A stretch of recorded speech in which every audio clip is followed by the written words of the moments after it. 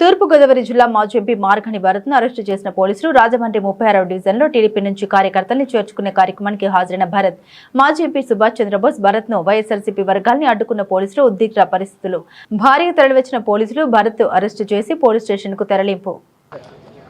ఈరోజు రాజమండ్రిలో ఏ వార్డు అండి ఇది?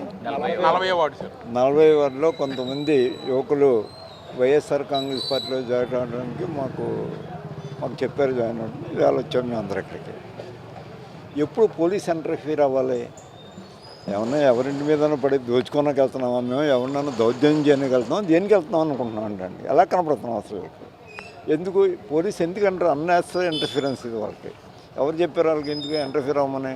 ఆ వార్డులోకి వెళ్తాం, ఆ జాయిన్ అయిన వాళ్ళు ఇంటి దగ్గరికి వెళ్తాం, కాఫీ తాగుతాం, జాయిన్ అయిన చాలా సంతోషం అని చెప్తాం, వాళ్ళు తీసుకుని వెళ్ళి పార్టీ ఆఫీసులోనే ఎక్కడో కూర్చుంటాం, జాయిన్ చేస్తాం.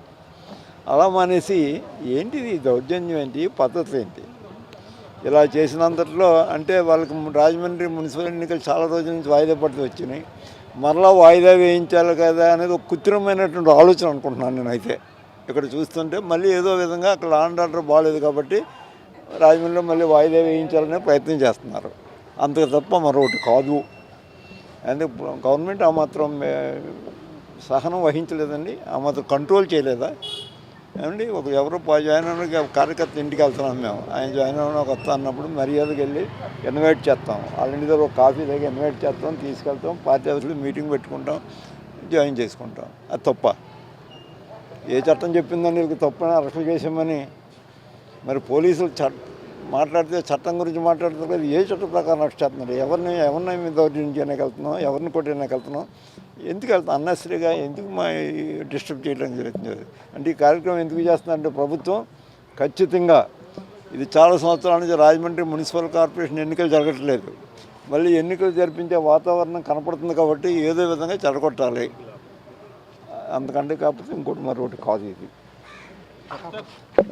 సార్ ఇది అంటే చాలా దారుణమైన విషయం. ఏదో మా పార్టీలో కొంతమంది జాయిన్ అవుతున్నారని చెప్పి వాళ్ళందరినీ కష్టగట్టి పోలీసులు పంపించి చిన్న ఇష్యూని పెద్దదిగా చేసి ఈ దుర్మార్గమైన పని తీవ్రంగా ఖండిస్తున్నాం. ఇలాంటి ప్రజాస్వామ్యంలో ఎప్పుడూ జరగకూడదు. అధికార తెలుగుదేశం పార్టీ నాయకులు కష్టపూరితంగా వ్యవహరిస్తున్నారు, దీన్ని దారుణంగా ఖండిస్తున్నాం. ఇలాంటి పరిస్థితులు మళ్ళీ పునరావృతం కాకుండా చూడాలని చెప్పి కోరుతున్నాం. వారి ఉద్దేశం ఏంటంటే ఎన్నికలు జరపకూడదు అనేది వారి ప్రధాన ఉద్దేశం. అది తేటతెల్లం అవుతుంది.